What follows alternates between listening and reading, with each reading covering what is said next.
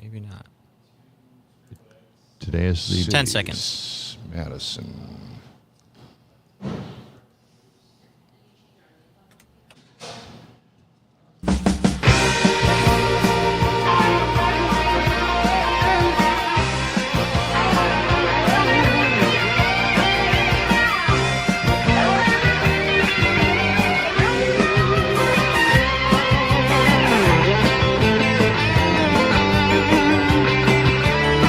Hey now.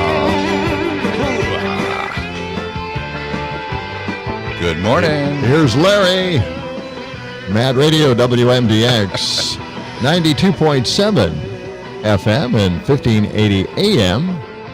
We're broadcasting from Madison, the capital city of Wisconsin, if you're just flying through or passing through on the highways and byways of our great land.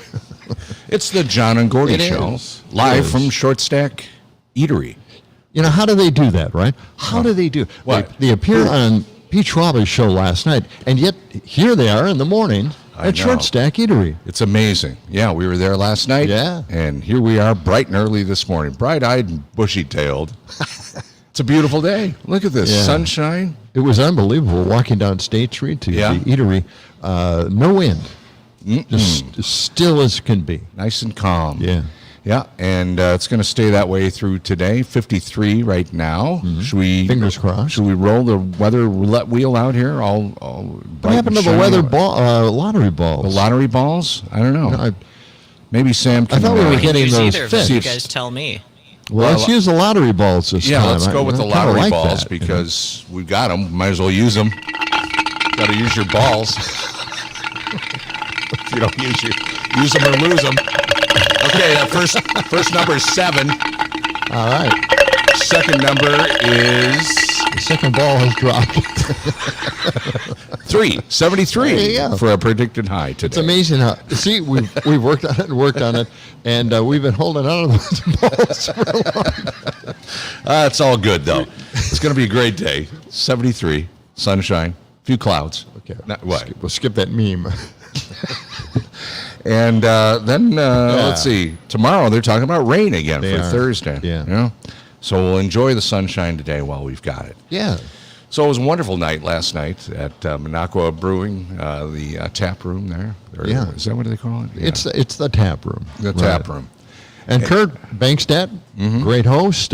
He's bigger than life. The guy fills the room, doesn't he? He does. And Pete Schwaba was there. Yeah. And, we had some guests. There was a poet. There was a singer. Kurt was singing, and piano player. It was fine. It was good. And I found interesting is it has a little stage in the tap room, right? Which I didn't notice when I went in the other night, but it's a stage and performers perform there and do their thing, poetry. Yep. And they're putting together their beer garden in the back. As soon as the city gets off their ass and lets this thing move forward.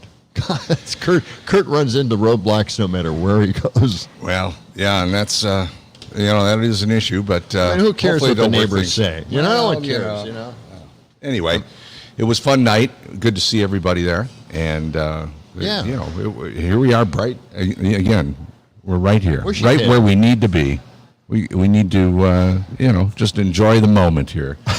We've got early morning crowd is coming in to Short Stack. Yes. And coffee is hot. We haven't gotten our first cup of coffee yet. They just brought it out. Did they bring it out already? Yeah, I see it Excellent. there. We brought our... Anybody want coffee? Yeah. Who wants we coffee? do. I just made a fresh Over here. Does Do I have to get it myself? Do I have to get it myself? Does anybody want coffee? Who wants coffee? Yes. Okay, get out of here. Yes, we all want coffee. Slug that guy. Why does he do that? I don't know. Tortures us. I know. All right, should we check out the National Day calendar? You ready for this? All right, I think I'm ready. Now, we're supposed to pick out a day that isn't real, right? Something you've created. That's right. From your wild imagination. Oh boy, is it wild. Okay, is it National Student Nurse Day? Is it National Third Shifter Work Day? National Have a Coke Day? Is it National Mirror Day? Is it National Coconut Cream Pie Day? Or is it National School Nurse Day? Or is it National Receptionist Day? Which one of those days does not belong? It is not National Mirror Day. You'd think there should be a Mirror Day. There should be. Yes, there really should be. Celebrate mirrors.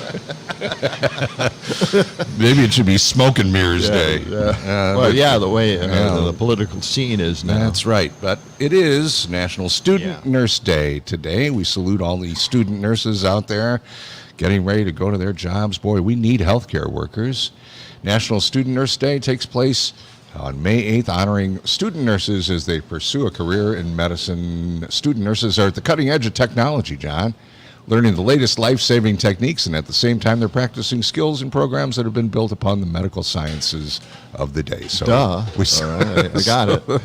How about Third Shift Workers Day? Third Shift Workers. I worked third shift, 2 jobs, 2 union jobs. Yeah, me too. Factory jobs. It's a really tough shift to work. It is. To stay awake all night long. Well, I never had a problem staying awake, but, you don't have much of a life during the day. Oh, because you're sleeping. Yeah. Each year, National Third Shifters Work Day. They face the night to keep businesses running, hospitals, staff, streets safe. Quite the challenge. Okay. Don Quixote. Maybe you'll win, maybe you won't. That's it. The thing is, with third shift workers have to decide, are they going to use the evening or the morning to do all their things? Yeah. And you can switch it off as well, and that's what I did. It's a tough shift to work. I never had any good luck working third shift. I worked a couple of jobs overnight. It was just about 2 or 3 o'clock in the morning. You just want to go to sleep.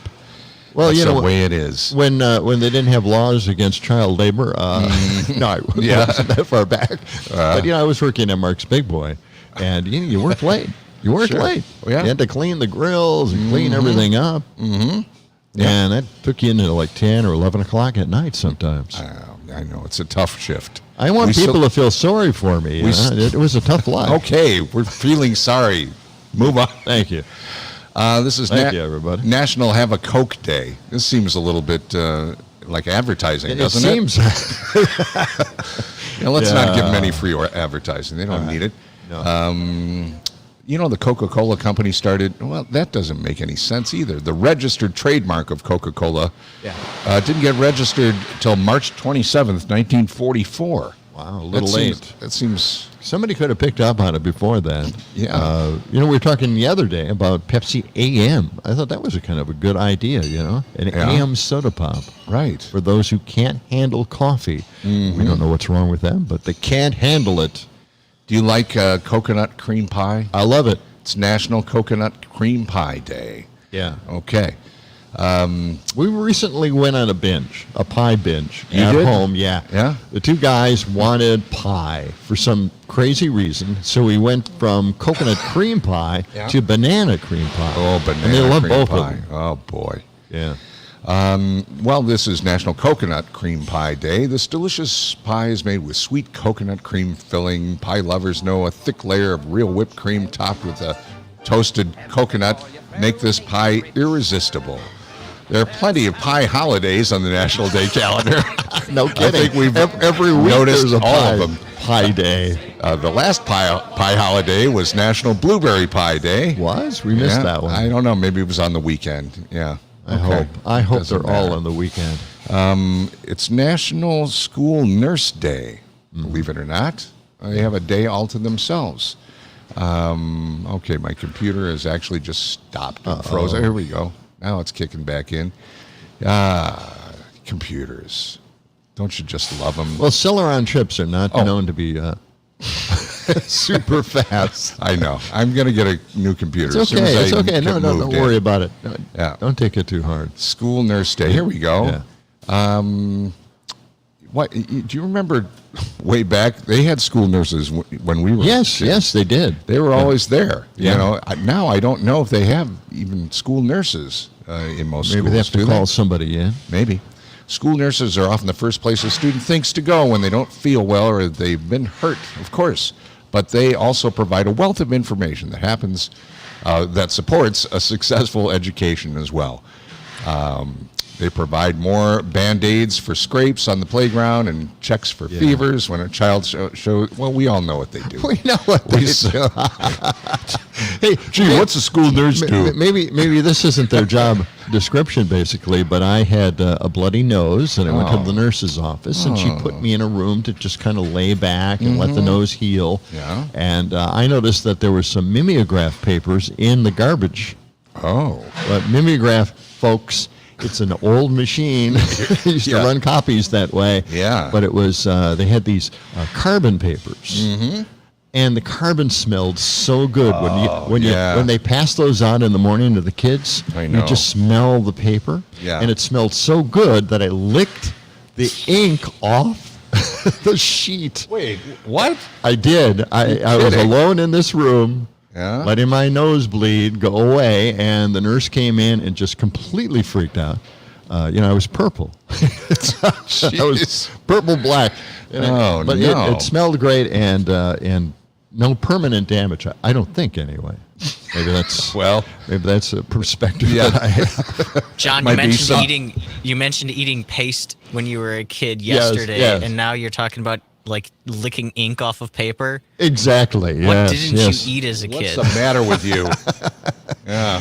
What is the matter? I know.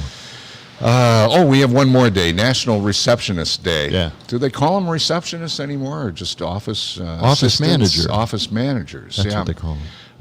Receptionists are responsible, John, for providing an excellent first impression to all customers, in person and on the telephone. Oh, sure. You call them a receptionist, and you have the evil eye. They're going to slug you. Their customer service skills play a vital role in each company's image. Yeah. You don't really find receptionists much. You go to any office, it just says ring the bell. Somebody will come out eventually. Somebody comes out. Yeah. So we salute whatever, any receptionists out there. We appreciate what you do for that still do the job called receptionist. Yes. Let's go back in history, Sam. Let's go back. Why don't we see what's going on in the history books? We'll open up the history book. Let's take a look. See, we only got a minute here. So the reason that we had to have a Coke Day is because today is the day that it was first sold back in 1886. Dr. John Pemberton, right? Yeah, sold as guy was all coked medicine. up, man. Yeah, it had cocaine in it. It was sold as medicine. It did. Yes. Well, why not? At the time, I suppose it was good medicine. Mm-hmm. I suppose. 1963, Dr. No was released in theaters. Wow. Dr. No. Yeah. Okay. Yeah. I still haven't seen it. It's on my watch list. Oh, you have to see that. Yeah. Let It Be, the final Beatles album, was released today in 1970. And also the movie, I think, because Disney Plus is re-releasing the movie today, the actual Let It Be movie. I didn't know that. Yeah. We're running out of time here, so we'll cover a little more of today in history after we get back. All right. It's all coming up.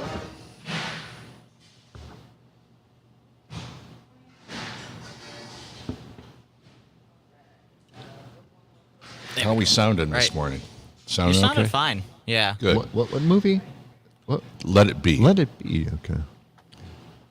Kind of a bad movie. They picked all of the worst parts of the Get Back movie, all of the stuff all the places where they were having arguments, patched it all together, and that was Let It Be.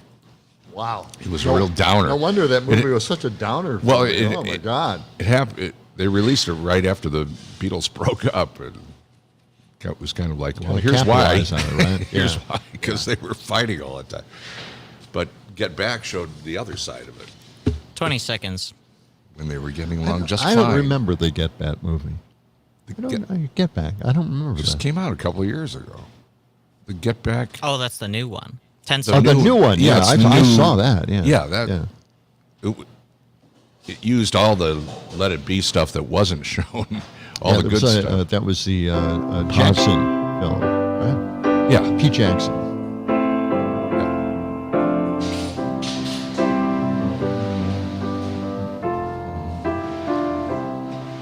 When I find myself in times of trouble, Mother Mary comes to me, speaking words of wisdom, let it be. Mad Radio, WMDX. Hour of darkness, she is standing right in front of me, speaking 92.7 FM. That was the song that Paul McCartney said it came to him in a dream. Yeah. Yeah. He woke up, wrote it all down, went to the piano, and just let it be. It worked. Yeah. It's a great song. Yeah. I mean, I got really tired of it at the time. Because they played it a zillion times. I'm kind of liking it. Yeah. Do you remember when we were at the other radio station, I had a special, Is Paul McCartney Dead? Sure. Do you remember that? You know, maybe we should play those old episodes again sometime. I think that would be a great idea. So tell me, John, what do you think? Is Paul McCartney dead or is he not? Well, the jury's still out in my mind. No, it's been out for 30 he's alive years? and well. Yeah.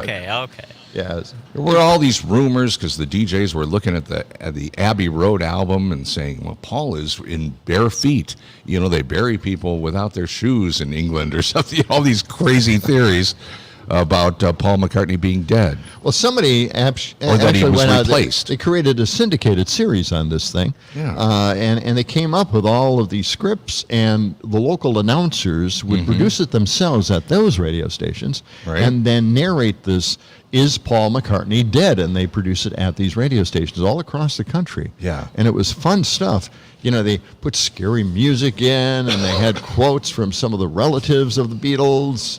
And they talked to the manager who said, well, you be the judge. They just kind of tossed it off. Yeah, he could be. Well, I think, and then some reporters finally tracked down Paul. Yeah. He said, no, I'm not dead yet. Well, look, he's got that scar on his face, and his duplicate, his double. Yeah, they thought, well, he's been replaced by a look-alike. Yes. Yeah, no.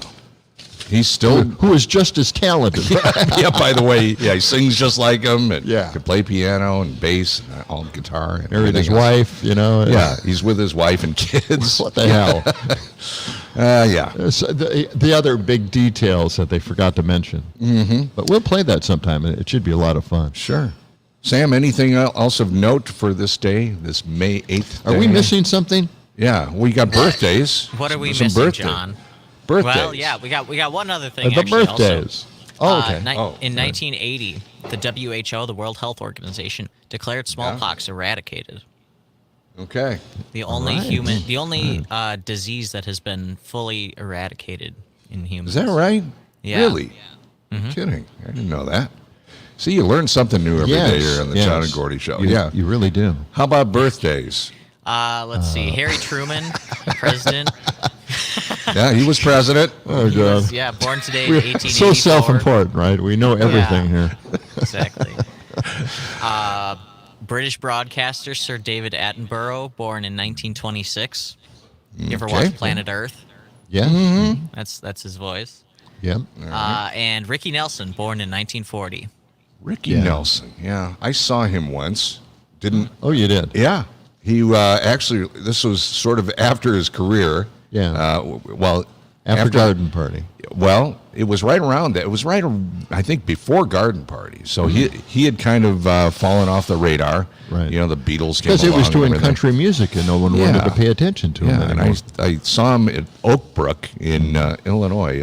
Sure. Which is a shopping mall area. And well, thank you. That's where the Census Bureau is for me. That's my is that regional right? office. No is in kidding. Oak Brook. Yeah, very high class It is. shopping area, and he was just there with his band out in the mall. Just Wow. like an unannounced concert. I think Really? they were just maybe testing it out and stuff. Yeah, and it was he was really good. He was there with the Stone Ponies right before they made Garden Party. Yeah. So it was good. Anyway, Ricky Nelson. Of course, he died in a terrible plane crash. Horrible. It was. They knew the plane was bad. It was an old junker plane, and we got to get it in for repairs, and it went down. I think New Year's Eve, maybe. I could be wrong about that, but yeah, it was awful. So, yeah, sad for Ricky. Yeah. Oh, yeah. His Yeah. band. Growing up watching him on TV. The Ozzie and Ozzie Harriet and show. Harriet show. Yeah. It's a strange Ozzie show.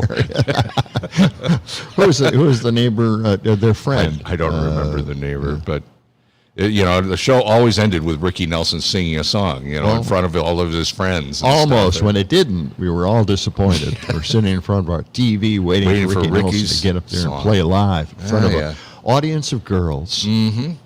Yeah. So, Well, last night we were, all gathered together for the Pete Schwaba show. Yes. And got interviewed by Pete, and we wanted to have him come in this morning, but he had other plans. Did he? Yeah, to sleep in. That's basically that was his plan. Well, that's a good plan. I can identify. No, they booked him actually in a motel or hotel somewhere like 20 Far away. 20 miles south of here or something. I don't know why. God. It just, something. There was some kind of Got to screw get some up. kind of deal going because if he were here, that would be fantastic to be able to talk to him, interview him, grill him. Well, he said I can't do it tomorrow, but the next time I'm in town, we'll do that. So. Yeah. Well, I'm glad you smoothed things over. There was nothing to smooth over. Everything was fine. I thought he was pretty angry with our interview. Nobody was angry. You're trying to stir the pot here. No, he was good. Everything was fine. Yeah. So he said he's back in June. So we'll have him sometime in June. Okay. Yeah. All right. Yeah, and we'll see if our pal Zenon shows up this morning to help us out. He can. There is no big responsibility to show up if, he has to catch the bus. Yeah, catch the bus. Yeah. I wonder, is his school out yet? Isn't it about that time for school to be done? I don't think so. For kids? I think Grade no. school We got a probably whole goes another longer 3 than weeks. colleges do. Yeah, probably a couple more weeks. All right. Well, we're here at Short Stack Eatery, 301 West Johnson. You are free to join us. We've got plenty of seating available at the moment. It's a big day down here, man. They've got the They've got the outdoor tables. Yeah, they got set the up outdoor outside. Yep. I wonder if we could broadcast out there. Look at it. It look like Jetsons I know. furniture, doesn't it? It does. Yeah. The aqua tables and the. It's very cool. I don't know what color that is for the chair. I don't know either. It's really cool. We could be out there, but I don't know if there's power out there. Very spacey. Got to have electricity I love that. to run this show. By the way, the 400 through 600 blocks of State Street Yes. start a new life today. Today? It's the pedestrian mall day today, down here on State Street, 400 block to 600 block. Excellent. Yeah. So you'll be And they're seeing kicking that off. people No walking cars. up and down the mall. Yeah. Everything is going to happen down here. Mm-hmm. It's a pedestrian mall. Excellent. Yeah. And tomorrow night we have the Madison Night Market. It's the first one for this season, and that's we're going to have our setup, I think, right outside the radio station. Oh, okay. Yeah. So that'll be fun tomorrow. I missed that evening. meeting yesterday. Sorry about that. I was a little tired. You I had miss to go most home. of the meetings. You don't show up for anything anymore. Why is that? You got other things to do. Okay.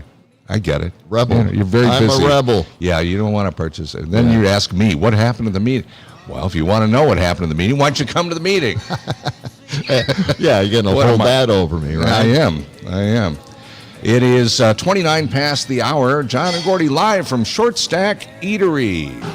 We'll be coming back, and we'll find out. A lot of stuff coming up. Yeah? We're going to have the interviews with Tim Scott and Christy Nome and the Daily Show's take on all of that. It's all coming up. Hang in there. So hello, Mary Lou, goodbye, heart. Yes, hello, Mary Lou, goodbye, heart. Coffee. Yeah. Coffee. Yeah. I know, I saw that.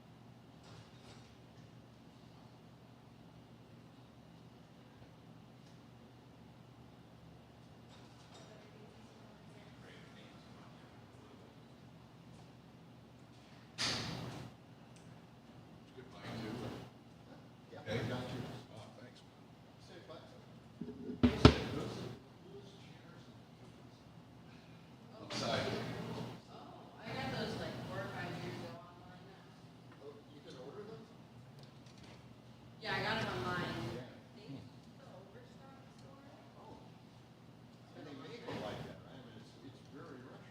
Yeah.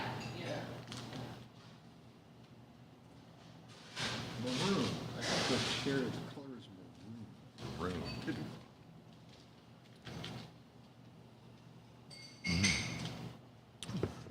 Oh, boy. Hey, What? Catherine was like, be really careful talking about Catherine's. You really shouldn't be talking about this stuff. Don't talk about that because it's a real sensitive thing. Because he's buying time to get all of us, in busting pencils, guys, and everything. But they're worried about the legalities of all this. He buy time to put his position out. John. Political thing. Yeah. Somebody texted in, has John ever eaten the gel out of Stretch Armstrong? What does that mean? What's this? What? Have you seen this Stretch Armstrong before? No. No, okay. I didn't know it was filled with gel. That would be a disaster if it broke. Stretch what Armstrong, it's a doll, solid plasticky doll that you could stretch. You could stretch like his arms silly out. putty, you just stretch it out. Yeah. And then eventually it would come back It would into form. it would spring back into form eventually, yeah. Stretch Armstrong. You know what? I should try that. I'll try. Might be tasty. Yeah. I'll mention that. You should. Yeah. Okay.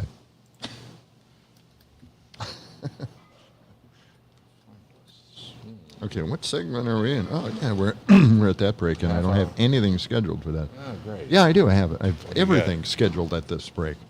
Oh, man. Here. Did we talk about pickleball before? Yeah, I think so. Get in the game. The Reader's Digest is really an overlooked magazine. Why we're all playing pickleball? Why are we all playing? I am not playing pickleball. I'm not playing it either. I refuse to play pickleball. I don't. I'm still not quite sure why it was named pickleball, and I don't understand why it was an alternative to something else. There's a major league for pickleball.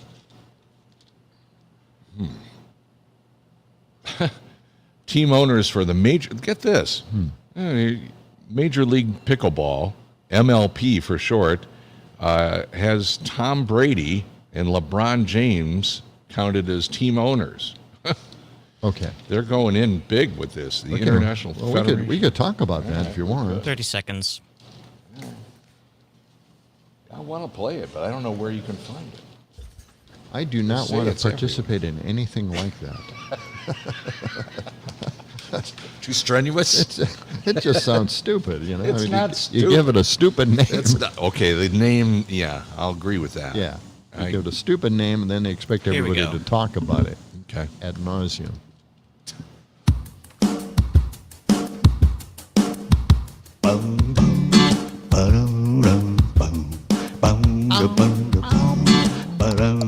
This portion of the show is being brought to you by Ed's House of Excuses. The next time you need a good excuse for being late to work or forgetting your spouse's birthday, just call the House of Excuses. We guarantee that we'll come up with a good excuse for you on the spot. Our guarantee is simple. If we don't come up with a good excuse for you, we promise to give you a good excuse for not coming up with one. There you go. Perfect, huh? I like it. Mad Radio, WMDX, 92.7 FM at 1580 AM. It's John and Gordy show.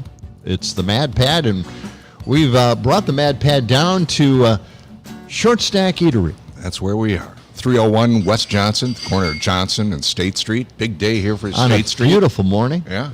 It's gorgeous right now. Sunshine, 53 degrees. Somebody texted us and asked me why I hadn't eaten the fluid out of Stretch Armstrong. What? Wait. It's a wonderful little toy. What are you talking about? It's a figurine that you could stretch out the legs, arms. It was pretty cool, and it stayed that way for a little while, and then it sprung back together. Mm-hmm. But I didn't know that it had a liquid inside, or else I would have tried it. Why would they have a liquid inside a Stretch Armstrong doll? I don't know. I can't imagine what that liquid looked like. help with the stretching Would that be and the dangerous non-stretching? to have a liquid inside a child's toy? I don't think they make Stretch Armstrong anymore. So, what other terrible things did you guys eat as a kid? Did you ever drink the fluid out of a glow stick or eat silly putty or something like that? No, silly putty didn't have a good taste, so that was out. Yeah, that didn't work right away. Play-Doh. Play-Doh. Ate some Play-Doh. Yeah. Oh, you liked the salty probably flavor? Did that. Yes, of course. That's what got me into snacks. Sure. Yeah. Okay. I'm That's how my addiction started. Seeing this article here about playing pickleball. Pickleball. It's all the rage. I somehow it passed me by. I don't know. It started a few years ago. We missed the rage, I guess, but when it all started, and because it was such a stupid name, and then everybody said the name, and no one described the sport. I don't know. So it became very frustrating to even listen to people talking about pickleball because they never described what it was. Well, it's become kind of a tennis ping pong thing, right? Right. Well, it's nearly 5 million people play pickleball now. Yeah. It's really grown in recent years. They even have a major league pickleball, and LeBron James is in on that, and also Tom Brady. The big money athletes are getting in on pickleball. It's going to be a part of the 2028 Olympic Games. Oh my God, what? Yes. It's taken other sports like decades to get recognized by the Olympics. There's an international... This is ridiculous. There's an international federation of pickleball. The fix is in, folks. 60 member countries are in on pickleball. 60 countries. That's not right. There's something wrong here. Did we miss it? I don't like. It has to be at least a couple of decades old in order to get any credibility whatsoever. With we the need Olympic to find Committee. we need to find a pickleball court somewhere where we could try it out. Pickleball takes components from tennis, badminton, and table tennis. Ping pong.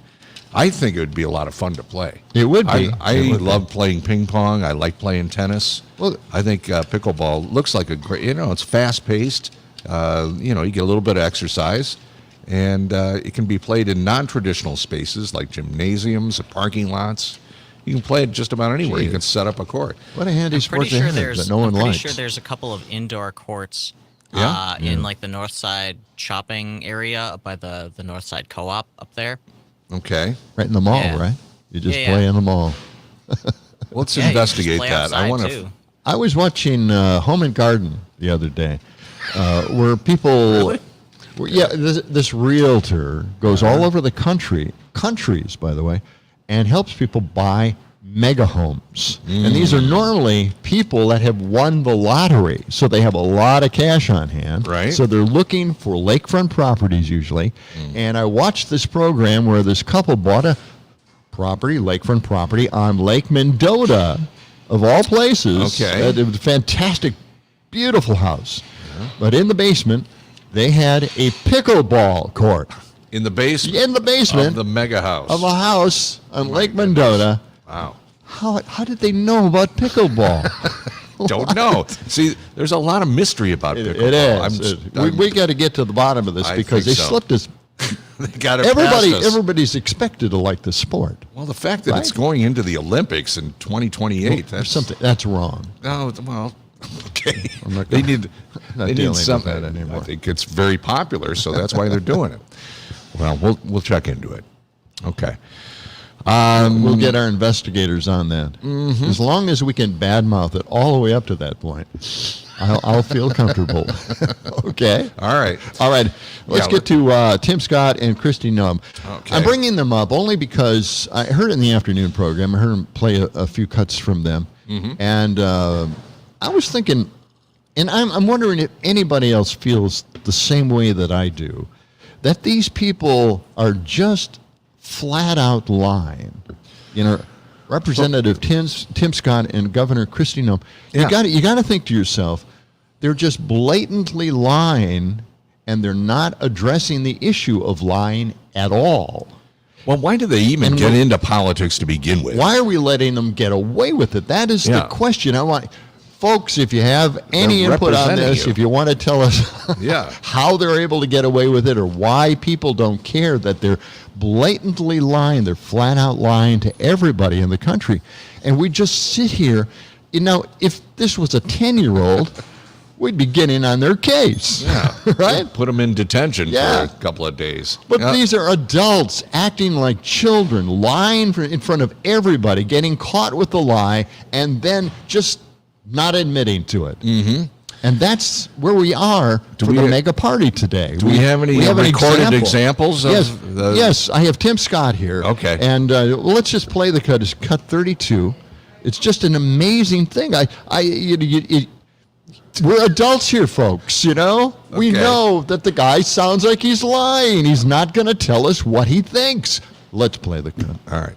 4 years of Joe Biden versus 4 years of Donald Trump. They're really excited to get back to the Trump years. And so I expect the election to be fair, and I expect Donald Trump to be our next president. In terms of what he said, he specifically said, if it's not fair, as you're saying, you have to fight for the right of the country. And just this week, he said that he won Wisconsin. Falsely, Senator. So again, to the point, you voted to certify the election results of 2020. It's the exact opposite of what you said and did after 2020. Why would you want to be on a ticket with someone where there's such a fundamental difference? Damn good question. There is clear facts here. President Trump himself said he expects this election to be fair, he expects it to be honest, and he expects to win. That's what the presidential candidate should expect, and I expect the exact same thing. And frankly, the American people agree with him. This is an issue that is not an issue, so I'm not going to make it an issue. Well, Senator, will you commit to accepting the election results of 2024? Bottom line. Right. Well, at the end of the day, the 47th president of the United States will be President Donald Trump, and I'm excited to get back to low inflation, low unemployment. Wait, Senator, yes or no? Yes or no? Will you accept the election results of 2024 no matter who wins? That is my statement. But is it just yes or no? Will you accept the election results of 2024? I look forward to President Trump being the 47th president. Kristen, you could ask him multiple times. Senator, just a yes or no answer. So the American people will make the decision. But I don't hear you committing for President Trump. That's clear. I don't hear you committing to the election results. Here's the challenge. Will you commit to accepting the election results? Let's blame somebody else. This is why so many Americans believe that NBC is an extension of the Democrat Party. At the end of the day, I've said what I've said, and I know that the American people, their voices will be heard, and I believe that President Trump will be our next president. It's that simple. It is that simple, isn't it? Didn't answer the question. I mean, it's just how many times do we have to ask it before he will answer it? He didn't answer. Hey, a big thumbs up to the interviewer. Yeah. This is the way we should have been doing it. Yeah. For at least 2 decades. We have not. We wouldn't be where we are today if the media had done this originally 2 decades ago and held their feet to the fire and made them answer the questions instead of going on to the next question. Now, Kristi Noem, I'm going to play a track from her. Mm-hmm. You'll also notice that she does not answer the question, even though she was caught lying in her book. And then, on top of that, she plays the victim. Now, we heard Tim Scott say, well, NBC is part of the Democratic Party. He's blaming somebody else for nothing. It didn't make any sense at all. Well, Kristi Noem does basically pretty much the same thing, cut 36. Right. Let's listen to it. Okay. I'm wondering, who is it that you confused Kim Jong-un with? Well, I think you need to remember, Margaret, and everybody needs to remember that I've worked on ag policy and federal policy for over 30 years. You went there. So you went to North Korea? You went to the DMZ, and there are details. There are details in this book that talk about going to the DMZ and specifics that I'm willing to share. There's some specifics I'm not willing to share with you. Well, I lied. I've traveled the world, and I visited with world leaders, and some of that is referenced in the book. And this anecdote is something that, when it was brought to my attention, we made some changes. And when the book's released, we'll do all that we can to see that is reflected. Okay. Well, I'm asking about that specifically because you made the point to bring him up twice and that he was a little tyrant. Do you have a question for me, Margaret? Yes, I do. South Korea is a treaty ally. North Korea is a nuclear-armed adversary. So that's a pretty big thing to confuse. I know you read this book before it was published because you released video of your recording of the audiobook. You didn't catch these errors when you were recording it? Margaret, as soon as it was brought to my attention, I took action to make sure that it was reflected. And listen, this is what is so discouraging about politics and the media today, is that we have the White House that just recently came out and confirmed that President Joe Biden has misspoken, has made mistakes, has even outright lied over close to 150 times just this year. And you haven't said one thing about Joe Biden saying that he was in prison with Nelson Mandela, that he started the civil rights movement. If I had an interview with Joe Biden, who I've asked for multiple times, I will definitely ask him about his record. But I'm asking you about your book here, which we have. I'm just asking for why. So why am I being treated differently than every other person that you've interviewed? I've looked at your last several weeks of your interviews. You don't interrupt other people. You let them talk. Thank you for inviting me to have this conversation about this book. And I'm taking responsibility for the change that we've made. And for the mistake in the book. And I've told you that. And I'm no, it's not. What I've said is that I have You're not taking responsibility for the mistakes in the book. I've decided this, and I'm saying that this book is very, very good, and I've met with many world leaders, and that there are world leaders that I've met with that are in this book. There are many that I met with that are not in this book. And this is an anecdote that I asked to have removed because I think it's appropriate at this point in time. But I'm not going to talk to you about those personal meetings that I've had with world leaders. I'm just not going to have that conversation because I think it's important. Unbelievable, isn't it? I mean, it is. You couldn't sound more evasive. Just not answering. You're right. Are we adults here or not? We've got a text here. I can answer why MAGA is the way it is. Being a MAGA politician is an easy way to get 15 minutes of fame. Being a MAGA supporter is an easy way to flip over the game board called the United States. Flip over the game board. Yeah, I like that a lot. Wow, that's good. So these interviewers did fantastic jobs pursuing the truth. They're getting better. I think that's the best you can get. Yeah. Just it takes me back letting it drop to the old days when Sam Donaldson would go after Reagan. He would not sit down and shut up, at the press conferences. Exactly. He just kept following up with questions, and one after another, and just wouldn't let him off the hook until he got an answer. Yeah. Well, so that's a way to report. That's 60 the way minutes. To do it. Well, they made their name doing this. Yes. We need more of that. We do. Especially during the political year. We're going to get to the Daily Show's take on all of this. And I'll tell you what, Bob and Ray have a very similar bit in regards to writing a book with misinformation in it. We should get to that as well. Coming up. On the John and Gordy Show, live from Short Stack Eatery.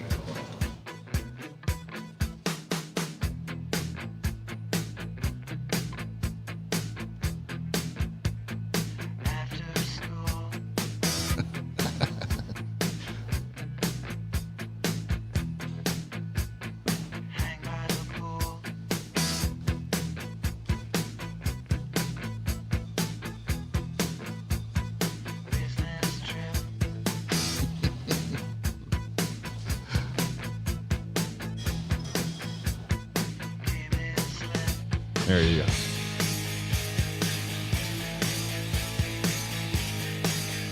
John, were you playing that? Oh, I'm sorry. That's me, isn't it? What? Oh, I accidentally hit the button here. I thought you were playing it, Sam. Oh, no. Sam, could you look up the Bob and Ray cut? You've got it. The Bob and Ray cut where he's a historian. He wrote a history book. Wait. You have a cut. All you have to do is search out Bob and Ray. It's probably in my cuts. I think I sent him some Bob and Ray too. What's that? How old is it? It's a really originally an old cut. When did you give it to me? A month or so ago. I don't know. Yeah, I don't know, a month and a half ago or so. I think I sent you a Bob and Ray. This Isthmus quiz is pretty good. I am not seeing anything with Bob or Ray, but look on the internets on YouTube. There's a Bob and Ray, and it's got John Peterson poster on it, or Demo Curmudgeon, whatever. We're coming back in. You'll have time to see it. We'll do the Daily Show first.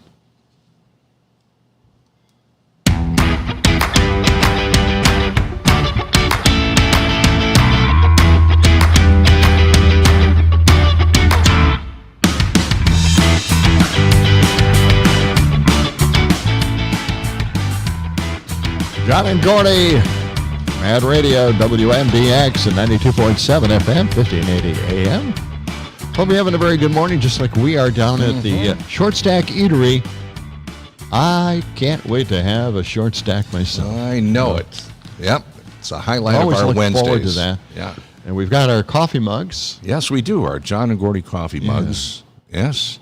That Sam very generously let me just hold it up us here if anybody to the can camera. see this. Okay. Yeah, it's pretty cool. Yeah, that's nice. That's one side, and then the other side. Yeah, it's got our pictures. Our logo picture. Mm-hmm. Yeah. It's not good stuff. A portrait. Good stuff. Yeah. Okay. We heard from Tim Scott and Christy Nome blatantly lying and being caught, and then of course being grilled by their interviewers. Okay. Now we have the Daily Show take on all of this, and this time this is the issue of Christy Nome killing pets. Oh yeah, that. Yeah, that little thing. I mean, you on top of lying in her book and then having to make corrections, she was shooting pets, and this is kind of an extension on that. Now she's going after Biden's dog. So let's check this out. Cut 11. Okay. Oh, wait, no, cut 45. Sorry about that. All right. Here we go. Okay. Christy Nome's defense is that she had no choice because the dog was untrainable and a danger. Although if you read her book, the carnage doesn't stop there. You put it in a part of a chapter called Bad Day to Be a Goat. And then after you shot the dog, you, quote, realized another unpleasant job needed to be done. Walking back up to the yard, I spotted our billy goat. Oh, no. I got to shoot at everything. Oh, no. What did the goat do? It sounds like she saw it and was like, well, I can't leave any witnesses.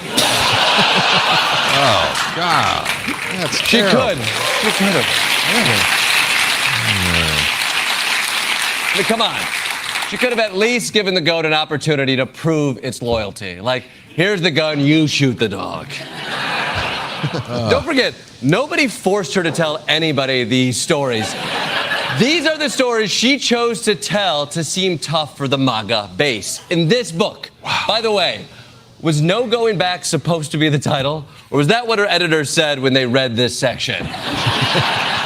Are you sure you want this in? There's no going back. I mean, what were the alternate titles? For God's sake, don't include this. Not sure if you're kidding, LOL. Were you hacked? I don't know. And by the way, Nome is not letting up on this. In fact, not only is she willing to shoot her dog and goat, now she wants to shoot other dogs, too. South Dakota Governor Christy Nome is not backing down, defending her decision to shoot her own dog, now implying President Joe Biden's dog Commander, which no longer lives in the White House after several biting incidents, should be put down. She reportedly writes that the first thing she would do if she got to the White House is make sure Joe Biden's dog was nowhere on the grounds. Commander, say hello to Cricket. Oh, dear Lord, this woman has a taste for dog blood. It's like she thought all dogs go to heaven was a personal challenge. That's good stuff, isn't it? Wow. Oh, man. I did not know that she challenged Biden's dog. Wow. That's crazy stuff. Man, oh, man. I mean, if you got a thirst for shooting that stuff, go to a shooting range. Try to control it. Well, go to a target range or something. Come on. What? And this is what happens when you let people just freely have firearms. They suddenly want to shoot at everything or feel like they can shoot at everything or have some right to shoot at everything. Well, again, Christy Nome just trying to prove her toughness or something to the MAGA vote. That's what is troublesome. There are stories all across the country where neighbors are shooting the other neighbor's dog because they're barking. That's crazy. Or they get in their yard. Yeah, it's nuts. It's outlandish. It's outrageous. We are outraged. I'm offended. How do you feel? You can call us or text us 608-879-8255 or do the Civic Media app, and you can text us right from the app. Did you see the latest Isthmus? They've got a news quiz in there this time around. You want to take a couple of questions? Sure. From this? We've got a couple of minutes here. Right. One of them concerns what's happening here on State Street, I think. Let me get to that. Well, oh, yeah. Well, this one we were talking about the other day. And what iconic State Street business is shutting down in mid-May? Is it Nick's Restaurant, Paul's Bookstore, Knuckleheads, or Taco Bell? Nick's. It is Nick's Restaurant. Yeah, Nick's. And what a great place. I'm sorry to see that one go because it really had the atmosphere of the, mid-'60s in there. And is that on our building, right? Yeah, well, it's right down the street from our building, And I eat there from time to time. Great food. Oh, yeah, wonderful place. Sorry to hear Nick's is closing down in a couple of weeks. What new use is planned for the former Menards store on Madison's east side? An indoor soccer stadium, a child care center, an Amazon distribution facility, or a velodrome? What are they going to turn the I'll just say velodrome because I have no idea. It's a child care center. Oh. So that's good. Well, that'd be big. That'd be a big child care center. Which notable Wisconsinite is the subject of a planned biopic? Paul Soglin, Joe McCarthy, Chris Farley, or Vel Phillips? Chris Farley. Yeah, that one we heard about. Yeah, we talked about that. And this one, you're all into the real estate thing. This is really interesting. The average Madison single-family home was assessed at $457,000 in 2024, based on sales and other data from 2023. What was the assessed value of the average Madison home 5 years ago? $400,000, $387,000, $332,000, or $315,000? Those are the choices. 380? No, 315,000. That was 5 years ago, and now it's up to 457,000. Yeah, it's quite the appreciation. Well, the rates have gone. I mean, the housing prices have gone up. So have apartment prices. They really have. All been crazy. Well, it's because of demand and a housing shortage that we have. Yeah. A lot of apartment buildings, complexes are going up now to at least help out just a little bit. But the state is not helping out at all because they're not allowing new apartment buildings to be built with energy-efficient technology. Yeah, what's up with that? Yeah, the single meter basically feeds the entire complex. And why that can work now as where it didn't work before because people could control the heat in their apartment, right? Exactly. And they made people responsible for having that. Well, now it's included in your rent. The utilities are included in your rent, so it doesn't matter. You can turn it up, down, anything you want. There you go. Hey, we are live at Short Stack Eatery, downtown Madison, 301 West Johnson. Come on down and join us. Coming up, we're going to get into wedding barns. They're suing over liquor licenses. We've got that right around the corner. Yes. Let the sun shine. It's the John and Gordy Show.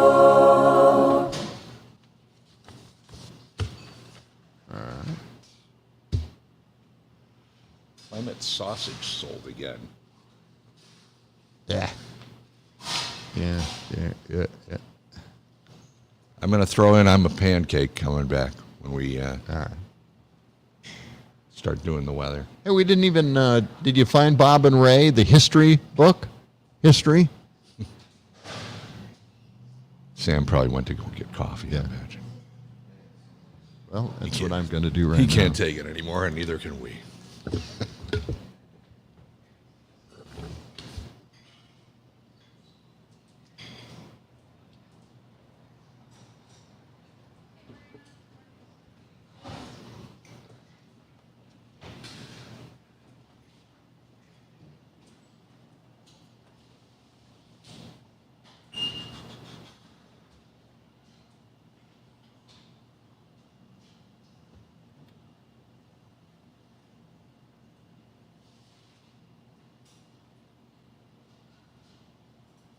Either you there? Yeah, hold on. Yeah, get the headphones on. We're just nothing urgent. What is it? Got a call from Dick. If you want to take it, coming back about Kristi Noem and gun stuff. Yeah, definitely. Yeah. We got a call, Gordy. Oh, okay. Yeah, just to take. Dick is on the line. About what? Kristi Noem and all of that. Okay, good. Did you find the cut? I had your volume down. What cut are you looking for? Bob and Ray. Oh, hit the history book. What? History book. History book. Bob and Ray history book. I didn't find any files. History author online. History of the United States. By Yes. John Peterson. Yes. Okay, that's where I played this from before. Then. Okay. Are you sure it's the right one? You want to? Well, it's John posted it. It's on his Yeah, YouTube channel. Yeah. Oh, okay. Okay. That's the one. And it's the only one. What in the world? Because when you think about it, Gord, Yeah. this bit foretold what was happening now. What is happening now? You know, with Kristi Noem writing all these lies, just making stuff up in a book. This guy did. It's exactly the same thing. Okay. Keep your voice down. You're renting. We're the crazy old guys in the corner here. Crazy guy. People are staying away over here. RFK Jr. says doctors found a dead worm in his brain. Is this a real story? Oh, my God. In his brain? Look. That explains everything? DNUs. This has got to be fake news, right? What else is in here? Is it fake news? 2010 RFK was experiencing memory loss and mental fogginess so severe that a friend grew concerned he might have a brain tumor. Blah blah blah blah blah blah.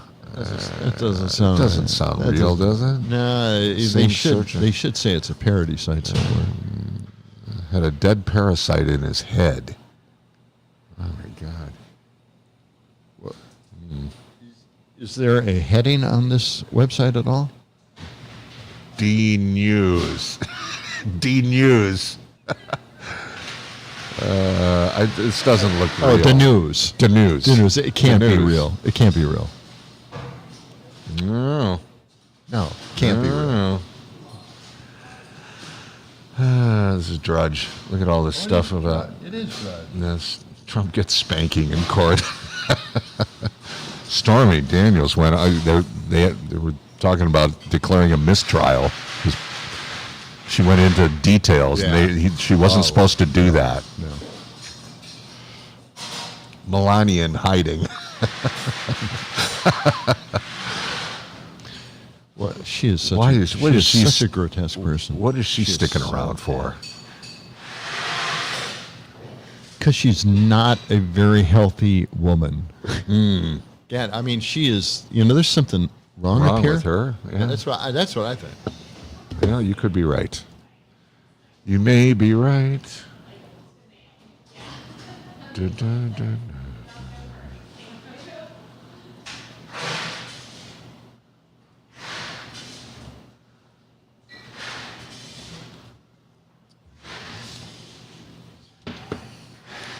After how much time do we have here? 2 minutes. Okay. All right. So after the thing.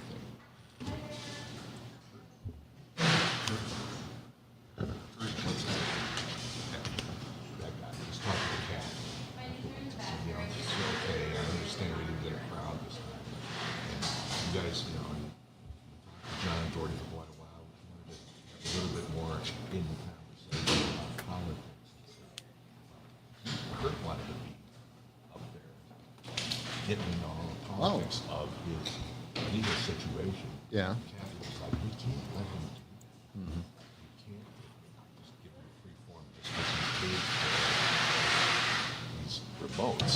But he wants to do more and more of that. You know, that's bullshit. Well, yeah, but it's illegal. There's No, it's not. It's not a legal thing. The thing is, Kurt doesn't want to do that either. Oh, he doesn't? No. Okay. So it's not, you should talk to Ken. It's not an issue because he. Don't told forget me your mics are hot on StreamYard still. All right.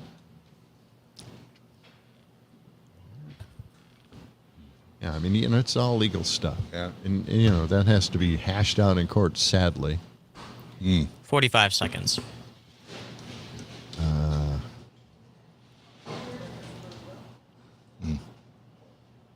There's the machine. The street sweeper is out again. It wasn't enough that the rain washed away all the dust and dirt on our streets. We now have to loosen up that dirt and dust that settled after the rain. Mm-hmm. But, you have to do it anyway, Yes. I mean, somebody could drop their box of popcorn or... They're out there 10 making seconds. sure it's clean for the new State Street, whatever. Yes, the big celebration. Celebrations. 400 to 600 block, the pedestrian mall. It's going to be fantastic. Oh, it's going to be unbelievable.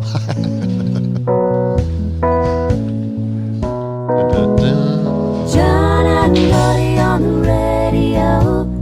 92.7 is the place to go. It's John and Gordy, John and Gordy, John and Gordy, John and Gordy. In the morning, in the morning, in the morning. It's so easy. It's so easy. It's John and Gordy, John and Gordy, Boom, boom. John and Gordy, John and Gordy. At the break of dawn, get your coffee on. Oh, we got coffee. John and Gordy on the radio. 92.7 is the place to go. It is. That's it it. is. We've got a few stories here and there, and we were talking about Rick Scott and What? Well, we got something over there. What's going on? It sounds. Well, we're here busy. live. We're it's busy here at the Short Stack Eatery this morning. Yeah, suddenly it's picked up, and Bustling. look who's coming. Wow. Zenit's coming in. Gonna, First up, Zenit's going to be here. We've got a caller who's been waiting on the line, though. All right, well, let's go to that caller in right away. It's Madison. Dick, right? Dick? Yep. All right, Dick, go ahead. What do you got for us? Yeah. We're talking about Kristi Noem, Yeah. Good morning, Dick. Tim Scott. Just one real quick thing about her, too. My dad and grandfather were really big sportsmen. And the one thing that seems to be pretty pathetic about her as well is she's a lousy shot. Don't just wound these poor animals. Get a little better versed with the weapon so that you're killing them, not maiming them. No. It's just, she's so pathetic at every level. Is that what happened? I'm not real clear on all of that. Man. Well, the goat, apparently, she wounded. Oh, no. Yeah. It's just awful. She took her The whole about 2 or 3 thing's- tries to kill that animal. Jeez. Oh, God. Yeah, she's... I mean, goat does what a goat does, I mean, what could you complain about with a goat, Right. Oh, my God. Oh, all right, Dick. Could you Well, that's imagine if really she would have sad. shot the one? Right. Yeah. All right, Dick. Thank you for your thanks a lot. I call. appreciate it. 608-879-8255. So Kristi Noem is lying in a book that she's putting out. And she narrated, by the way. So she knows she said these things or wrote these things. Yeah, she did big surprise. And then, of course, Tim Scott wouldn't admit to not accepting the results of the election coming up in November. I mean, he's already admitted it. They're kind of setting us up for this, and it's going to be dramatically ridiculous. Okay. But all of this is kind of foretold in an old Bob and Ray episode where Bob they're and talking. Ray? Oh, yes. Going back to the olden days here. Absolutely, and Bob and Ray had a little bit in regards to a history book of the U.S., American history, and, sometimes you just can't make stuff up. All right. Let's listen to that right now. Right now, our New York correspondent Bob Elliott is covering the literary scene tonight, so come in, Bob. It seems as if every year they're coming out with bigger and bigger books at higher and higher prices. The author of one such work is here with me now. You are Mr. Nelson, Alfred E. Nelson, am I correct in that? That's right, and the book I wrote is a history of the United States. Yes, well, I've been looking through this copy we have here. It's 1,100 pages long, isn't it, Mr. Nelson? And at that, I'm just beginning to scratch the history of this country. Well, now, there are quite a few questions I'd like to ask you about it. First of all, as I remember, you had Abraham Lincoln driving to his inauguration in an automobile. Did you check on that at all? Well, there are several glaring errors in the book that, unfortunately, I didn't catch. Now, that was one of them. Referring to the father of our country as Nelson Washington. That was another one. Actually, I was thinking of my own last name there, Actually, his real name, I think, is George. Yeah, well, you have a number of things like that in the book here, and I think you had the editor of Poor Richard's Almanac as Benjamin French or something like that. Instead of French, it should have been Benjamin Franklin. Yeah. Well, now, when did all these things come to your attention, these mistakes, these glaring errors? Well, a friend of mine brought them to my attention. After the book was published, I sent out copies to the reviewers, on various newspapers and TV stations. And then I sent one to my friend. And he no sooner got a hold of it than he called me at home and he started to point out, several little errors that unfortunately got through. Yeah, well, like on page 820, if I remember, you have the first capital of the United States in Bailey's Mistake, Maine. Yeah. What prompted you to do a thing like that? Well, it was just carelessness on my part. Do any research at all for this book? Well, quite a bit. But what happened was that I relied on my memory a great deal. From what you learned in school? Yeah, what I learned in school, that's right. How far did you go in school, by the way? I went through the 8th grade. And you wrote an 1,100-page history book with only an 8th grade education. Yeah, well, we had a very intensive history course. Yes, but an 8th grade education isn't enough to qualify a person, even a genius, to write a book of this sort. Well, that's what you say, Your book proves it, Mr. Nelson. Well, look, I had all the facts. It was just that, I had the names wrong. A few dates were wrong. Right. For example, I had the Civil War happening in 1911. Yes, it was wrong, of course, right?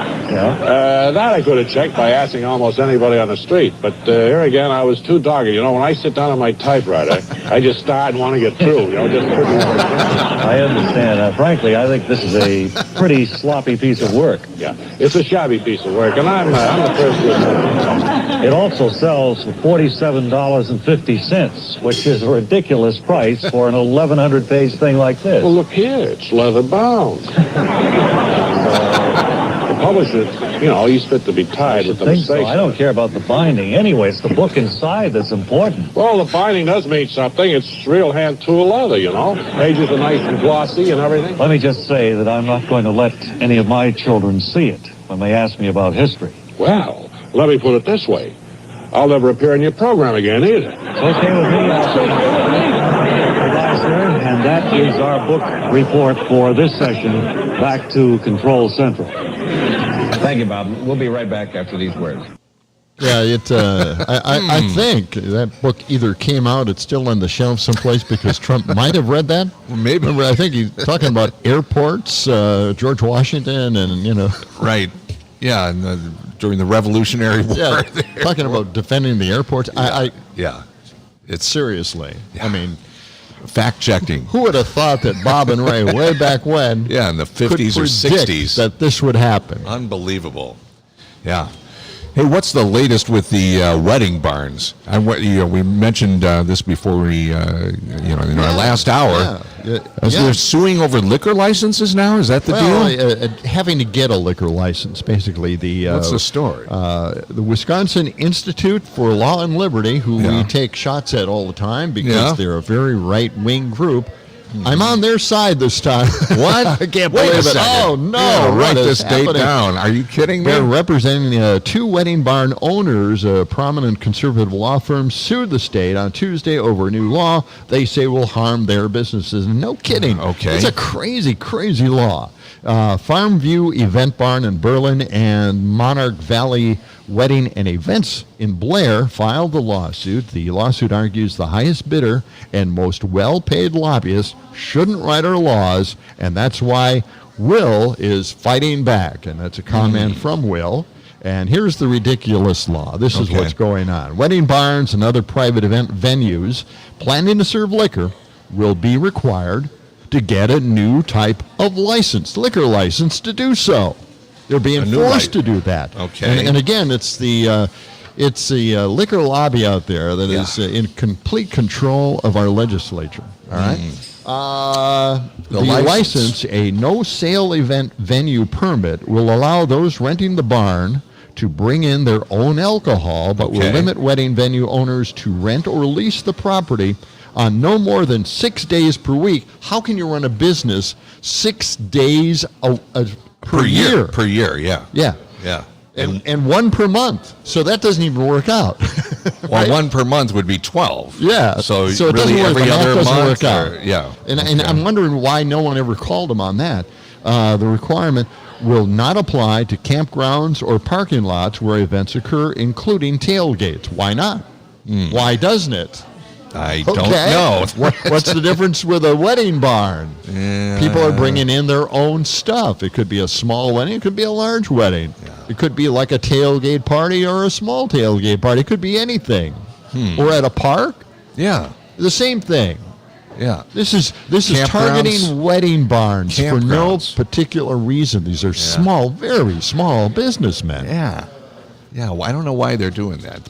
Clamp down on wedding barns. Yeah, it's really, ridiculous. It's not that big of a deal, is it? That it's taking away business from other liquor licensed establishments? I guess, possibly it's taking. It's not. I'm trying to imagine how this could affect any business that's in place. If you want a nice reception hall, you go to rent a reception hall. Right. If you want a wedding barn, it shouldn't really be a big problem. Well, reception halls would be more or less in more urban environments. This is out in the rural communities. Country. Yes. And they don't have a lot of liquor stores. Right. They don't have a lot of places to celebrate or, venues for weddings. So now these barns are out there. Yeah. And there are not a lot of barns out there. And if there were, so what? Right? I mean, if you fix up a barn, which I think is going to cost you a heck of a lot of money to do, to make it environmentally safe for everybody in it. Well, right. Even in inclement weather during those weddings, they certainly want protection. Sure. And those wedding barns also oftentimes use the house that went with the barn. Right. Because it's now abandoned, and they fixed that up as well. And they have some of the reception there. So to actually target wedding barns, to make it impossible for them to function out in rural communities, this is targeting, again, rural Republican conservative voters. I don't know why they're not complaining.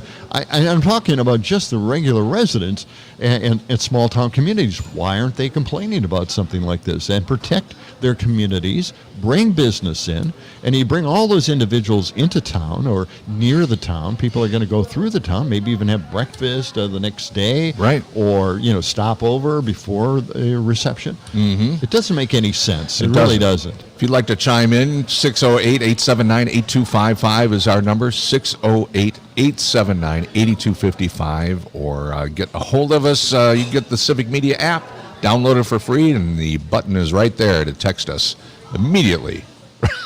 No. Somebody just ran by the window. Again. Yeah. The second time. Is that so? They're going around the block. She's going around the block a few times. No, we've been around the block a few times. Don't tell me about it.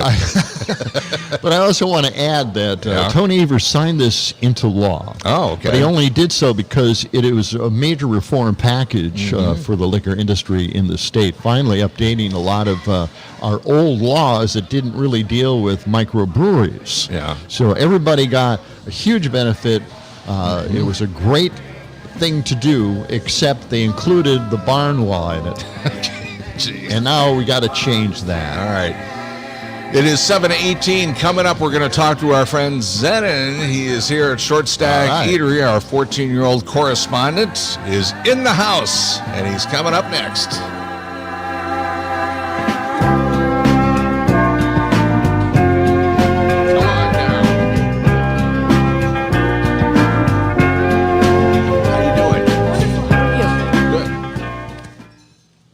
We're going to test out your mic and make sure you can hear us. Can you hear us? Yes, I can. We can hear you.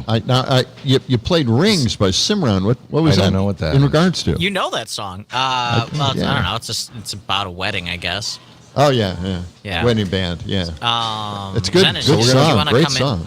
Yeah. Do you want to come in with any particular song, Zenon, that I can find quick? No, that's okay. Thank you, though. All right. But do you listen to what do you listen to? You want me to play the Pancake song coming in? No, that's okay.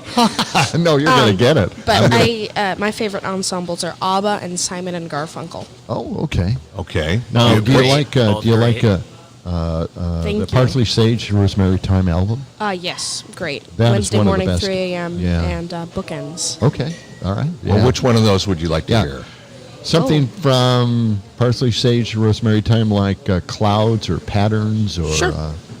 Why not? All right. if it's not too much work. I don't want to inconvenience anybody. We're coming in 10 seconds. I've got It is too Paul much Simon work. for you at least. He's got Paul Simon. Okay. Here we go. See, it didn't matter.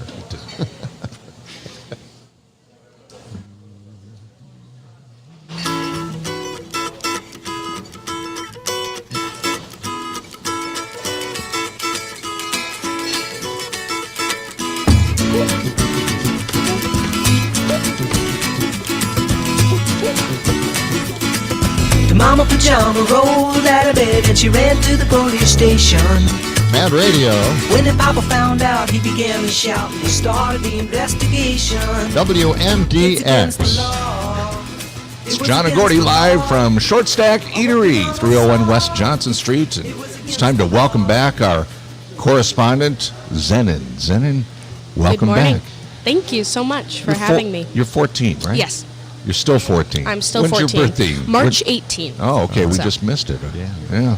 So, is school getting out real soon? Yes, only 17 days left. You're counting them down. Yeah, 17 days. Yeah. So it's a long school year for middle and high schools. You have to take a lot of tests this time of year? Yes, we're getting ready for a final exam actually in Finals? algebra. So. Oh, yeah. Wow. How do you do in algebra? It is one of my favorite classes. Is but- it really? God. Mhm. Okay, all right. Yeah? Well, I hated algebra. Yeah, But I you know wasn't what? very good at it. But I was dogged about algebra.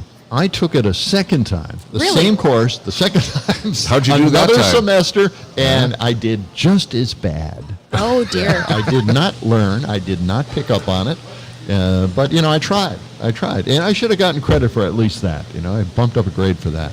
So what grade are you in, and what grade will you be in? So I will be a freshman in high school next year at West High, and I'm currently an 8th grader. Okay. Oh, that's cool. And have you been over to West High? Did they give you a Yes. little tour of the place? Actually, just on Monday, we had a clubs and activities and sports. It's called Movin' West Night. We had that on Monday in their auditorium. Yeah? How'd that go? Did you enjoy it? It was a little disorganized, but it was fine. Well, Do they didn't show get you your approval, locker? I You guess. don't know where your locker is or anything No, like no. that yet. Did you meet any of the teachers? Did they introduce the teachers to the No, students? it was mostly students and student-run clubs and activities, and the students would That's kind why of it was manipulate you into disorganized. signing up for the clubs and activities. And did you join any of them? Were any of them interesting to you? I'm familiar with this event. Go ahead. A few, Yeah. but it's not like a commitment sign-up. It's more of a put your email Maybe. down and we'll give you some information. Yeah. See. Well, But that's it was good. nice to learn more about the school because it's nervous going to high school. It's like 2,200 kids, the population of a small town. Absolutely, yeah. Yeah. You can get lost in there. So, absolute labyrinth. Well, I have actually gotten lost in Middleton High School. So Oh, okay. it's So a you know labyrinth, the- yeah. So what clubs do you think you might sign up for? Did you get an idea? Well, I'd love to. I'm in student government this year. Oh, you we call are? it Student Voice Collective, which is kind of just a committee of people, or of 8th graders who have been interviewed, and we don't really have any power, but we're kind of just there for show. But at West they have student committees, so I looked into that, signed up for that, and then West is renowned for their rocket club. Oh, the where you, rocket build rockets and then you send them to space. But Like- they're minuscule. They're Yeah, yeah, miniature. model rockets, yeah. But yes, they're always winning all the time, and Yeah, I used to. You got to build watch out for model that rockets. mega group, though. You No, know, that- the megas, the mega Get into this. Really? Mega conservative. oh dear. He doesn't know what you're Political talking groups, about. Don't confuse the young lad Make, here, Amer- son. make America great again. Oh, yes. The Trump slogan, Okay. MAGAs, they, Republicans. They might That's be it. trying to recruit you at the school, so watch out. Okay. They're there. Oh, you know they are. Now, you've been reading announcements Yes. the last, couple of years at your current school, or the last year or so? Yes, so Okay. I've been in charge of the morning announcements over the loudspeaker Right. all this year. Yeah. I started about a week into the school year after everything started picking up. But in the past, we have Monday video announcements where people go on and anchor, and that's run by our wonderful AV teacher. And so I've Yeah. been an anchor on that numerous times with friends, by myself. So what will happen when you graduate and go on to high school? Do they have a video club there, or a video Yes. production thing? Yeah? You sign up for that. You put your email down for that one, right? Yes, Okay. of course. And it's funny you should ask because we were just looking at training some 7th graders who will move up to 8th grade and do morning There you go. announcements next year. Yes. So, So there's you're 4 of them. I see. Okay. Yeah. So you're taking them under your wing. You're showing them the ropes. Yes. Yeah. And so next year you will be able to continue some of your video skills and learning how to do more announcements. I guess they actually do. They have a video class, right? Don't they? Yes. Yeah. Okay. And you're into it. Yes. You're ready to go. Yes. I don't think you can take the video class until you're like an upperclassman, so 11th or 12th grade. But we'll see. Wait a couple of years. And the course offerings change drastically year to year, so we'll just have to see. I mean, with TikTok, the young individual is familiar with video, right? Yes. And editing and doing it. Why wait so long? Why is this something more an upperclassman would have to? Unclear. This is just. Me too. It's unclear to me. Do you're allowed to have your phone and you? Well, unfortunately, I don't actually have a mobile device. You don't? No, I don't. Okay. And why is that? Can we lobby your dad to get a mobile device for you? Okay. Did he say a certain age you'll be able to have one? No, not really. I mean, I have an Apple Watch, which is very not that user friendly, but it has to be connected to a phone. Yes, well, it's paired with my dad's phone. Okay. Well, we're going to have to talk to him. By the way, I have a suggestion. If you go into announcing for the high school, prepare possibly a 1 or 2 political rants during the week. I don't know if the faculty would like that very much. Well, it's not something they can control. Oh, okay. Now, do you have any summer plans? Do you have a vacation coming? Are you going to take classes, or are you going to? I'm very lucky. My mom's family has a lake house in beautiful Door County. Really? Yes. Oh, wow. And so we make a few trips up there, and I'm 14. I'm at the legal working age, so I just applied for a job working delivering food to residents' rooms at a senior living community, Oakwood Village on Mineral Point Road. My grandmother lives there, so I know the place like the back of my hand. She's been there for 8 years. Well, now you get credit for that, don't you? Doesn't school take into consideration your community work? Yes. Mm-hmm. All right. Good for you. Yeah, that's so you'll great. be doing that this summer. Yeah. Good for you, Senator. Well, we appreciate you spending a few minutes with it. Thank you. It's an election year, and I hate to bring politics back in. Why do you keep bringing them back into politics? But the megas, the Republicans, are looking at senior living homes in order to make sure that they don't illegally vote. They don't think they're going to live long enough in these senior homes anyway to make their vote count. Interesting. Yes, that's true. It's interesting. Okay, Senator, I see your breakfast has arrived at your table. Yeah, we don't want to keep you here too long. We're really giving you some really negative advice. Apparently, Gordy is watching out for you. Now, school's out in a couple of weeks. Yes. Yeah. Are you still going to stop in here every once in a while during the summer? I'd love to. Okay. Well, yes. Great. We'd love to have you You're anytime you back. can make it. Thank you. Okay. Yeah. All right, Zenon, you can go back and say hi to your dad, and John's going to talk to him. Get a mobile device, please. You have to have that. I can't understand. Oh, please. Okay. Right. Zenon, always a pleasure. Thank you. Hopefully, we'll talk to you next week or beyond into the summer. Okay. All right. Thank you so much. Anything else you'd like to? That's the longest goodbye I've ever experienced. All right. Yeah, we've checked this out. All right. Thank you, Zenon. Okay. Thank you so much. Thank you very much for doing that. Enjoy your waffles or whatever you got over there. Yeah. Okay. Cakes. What's that? Chocolate chip pancakes. Oh, yeah, that's right. His favorite. Yep. We got to try those sometime. I know it. All right. Yeah. We're coming back with more from Short Stack Eatery. When you just what? Take it easy. We got to talk. Right? We got to talk about things. I like to give kids a hard time. So. Yeah, you do.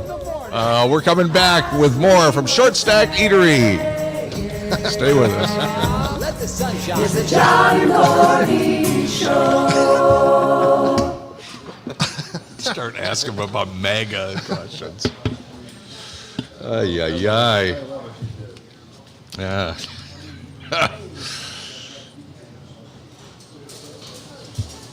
Mark from the Sack was he was a model rocket builder. He asked at the last minute. Mark, the guy who calls in all the time. Did you build Estes or Century model rockets? Estes rockets. Yeah.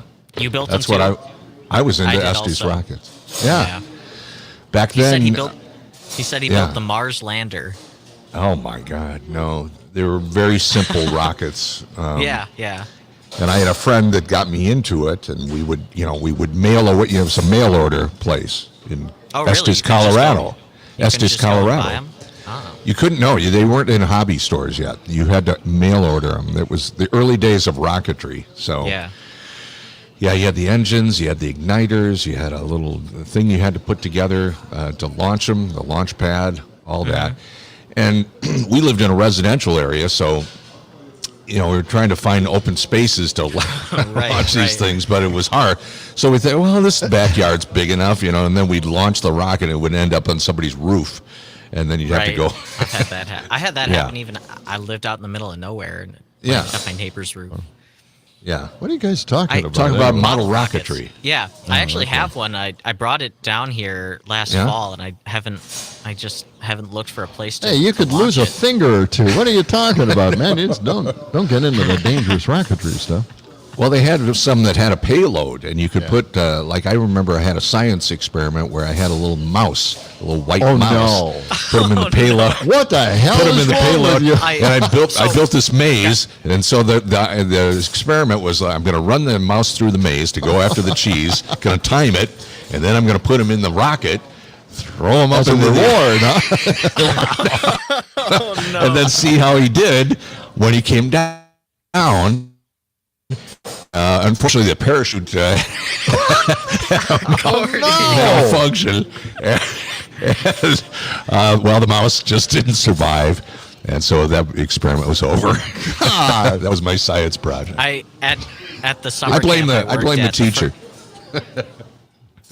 You did it with school? Oh no! Yes, it was a school science experiment. Oh jeez! At the summer camp I worked at, the first year, every Friday was rocketry day, and we had these kids try in 40. Yeah, we had 40 minutes for these kids to build rockets, just super glue them together as quick as they could, and it was fun because I got to play space music and launch a ton of rockets, but it was also it was fun when they malfunctioned too, but sometimes it was a little scary if the kid built it wrong and it just exploded, or if it went up and then it didn't come apart and then came straight back down. Didn't want to hit somebody, but wow, lots of fun. God. Yeah, Well, now you can buy these at hobby stores. Should you you want to tell your story about the mouse and the rocket? Gordy, you have to. Okay. Oh, that's what I was going to say. We had a kid who wanted to fill it with toads, and he tried to toads. Yeah, little tiny toads. Tiny toads? Oh my God! He tried to fill his rocket with toads and send it 1,000 feet in the air. And see what happened? Yeah. God. I caught him just in time. See, never mind. I'll bring it up when Gordy explains himself. Oh, God. I want a public apology, please. I will apologize to all the... A written press release. 1 minute. Well, I blame the teacher because he let us do this. So.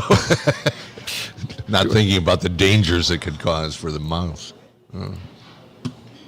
It's pretty experimental.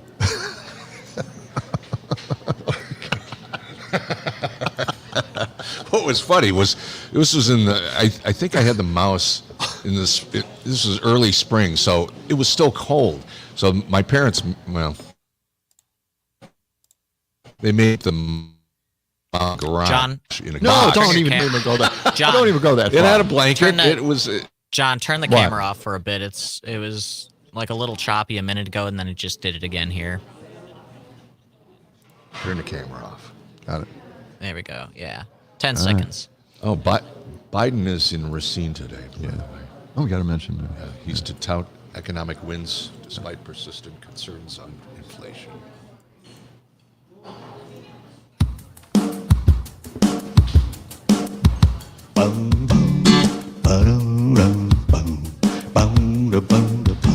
The birds are chirping, the sun is coming up, and the coffee's brewing. It's another beautiful morning in Madison, Wisconsin. What could make this day any more perfect? How about the John and Gordy Show on Mad Radio 92.7 FM WMDX? How about that? Yeah. That'll make it perfect. Nearly perfect. Nearly perfect, yes. Almost perfect, but not quite perfect. We try every day to achieve perfection. We certainly do. Keep coming back. Yeah. Off the air, we were talking about a few things that went on in school. Yeah. And you were working on a rocket project, right? Zenon mentioned he was in the rocket club or something like that. Yes. That's what brought it up. And then Sam also chimed in while we were off the air about how he's gotten into rocketry. You can buy these model rocket kits now in all the hobby stores. But back then, back when I was a kid, you had to send away to Estes, Colorado. They were Estes model rockets. And you assembled the rocket. Wait, I just want to throw in a disclaimer here. Some pets and animals will get harmed in the telling of this story. Now, this was a science project that I had. I don't know what grade I was in, 8th grade or 9th grade or something, and everybody had to come up with a science project. Yes. So I thought, well, I'll do a model rocket, and you could have a payload in the rocket, a little compartment, and so my idea was I built this maze. I got a little mouse, one of those little white mice. Nice. I think I named him Henry, and my parents made me keep him in a little cage in the garage, which under is a blanket in a ice box. Cold. It was chilly. Yeah. So the idea was, I'm going to build this maze. I'm going to put the mouse through the maze, time it a few times, and see what its actual time was. Just learning the maze a little bit to go after the cheese. So I did that, timed it out, and then my idea was as a reward, send him up in the rocket. Go through the maze. The idea was send him up in the rocket, then put him in the maze and see if he was disoriented. See if it messed with him. Yeah. Well, I put him up in the rocket, but unfortunately there was a parachute malfunction, and Henry the mouse did not survive. No. So that was the end of the experiment. The end of Henry's life. Well, I blame the teacher for making, because I should have proposed the idea, but they may have not been aware of the safety concerns, and so for the animals, I feel bad about it. Now you're making me really sorry for Henry the mouse. Well, that's good. You've apologized on the air. Yeah, you wiped your slate clean. Okay. Yeah. Okay. Model rocketry, though, is a great hobby to have. Yes, I can. I got that. Nothing wrong with that. That was the message I learned from that.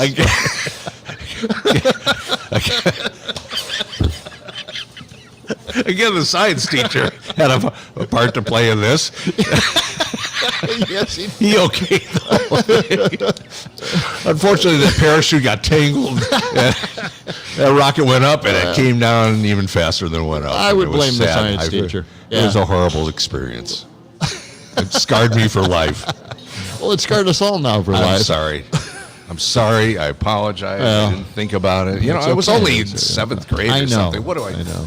Yeah, all right. It's too bad about it. Can we move on? Let's get back to something happy, okay? I'm a pancake. Ah, yes. We're live at Short Stack Eatery here, 301 West Johnson Street. I'm a pancake. And we're enjoying pancakes. We can smell them on the grill right now. We're going to have some after the show. Some are rolling around. I wonder if they have pancakes and sausage. They have, because they have all kinds of things here. Sausage is in the news. It is in the news. What's wrong with sausage now? Clement's sausage. Yeah, one of the great brats that you can get at the store. Yeah, they've changed hands. They've been acquired by Amy Lou Foods. Okay. Yes. Why is this in the news? Yes, this is in the news. Well, I mean, it's a big deal. All right. They are located in Milwaukee, and they've been there a long, long time, since 1956. Okay. And they were purchased by an investment company. Of course they were. Recently. Yeah. But they stayed in Milwaukee, and no one got fired. No one left. Now they're apparently owned by Amy Lou Foods. Okay. And they intend to hire back the 300 employees that they have there currently, and they'll keep going with making sausage. Excellent. Now, Amy Lou did a lot of. They were very good at chicken sausages. Now, I don't know how that fits in, to the pork sausage that Clements puts out there. Sausage is sausage, isn't it? I mean, you just use a different meat. So what's the big deal? Well, it is a combination of spices that makes it taste like a sausage. Yeah. But it's different if you have pork. Pork has a completely incredible taste that, chicken does not have. It doesn't have that kind of flavor. Right. Okay. So you have to really load up on the spices. So the good news is the employees will get their jobs back. Everybody's going to keep their jobs. That's great. Despite working for Amy Lou Foods, which makes, by the way, really, really great sausage. Very healthy sausage. Wow. Protein rich, fat free almost. So that's an old company, right? From 1956 in Milwaukee? Yeah. Okay. Well, good. We can rest easy now. The sausage is going to continue to taste great. And now, is that one of the sausages at what? At where? At the Brewer games? Oh, I don't when know. They run around. That's that's a good question. I have no idea. I don't know what brands. I don't think they have brands. You mean the actual? The costume characters? Yeah. Maybe they are branded. I don't know. Maybe they have. If somebody knows, just text us real quick and tell us.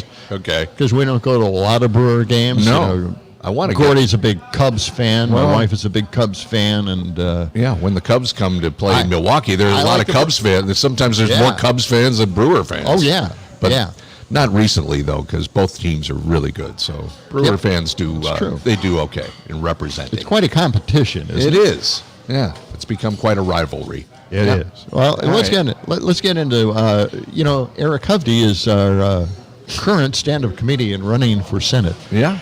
And he has. Do you have any new ads out or anything? He has outdone himself this time.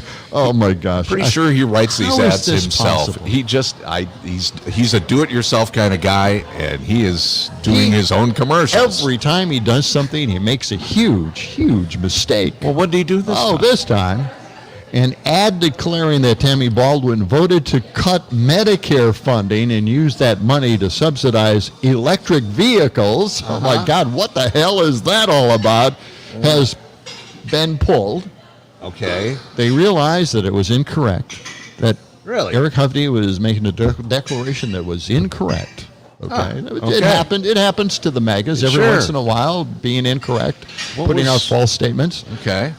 So they pulled that ad and they replaced it with a similar spot last week, stating that Tammy Baldwin voted to use Medicare money for electric vehicle subsidies instead of seniors. I think that sounds similar to exactly the ad they pulled. Yeah, it does. So what was the...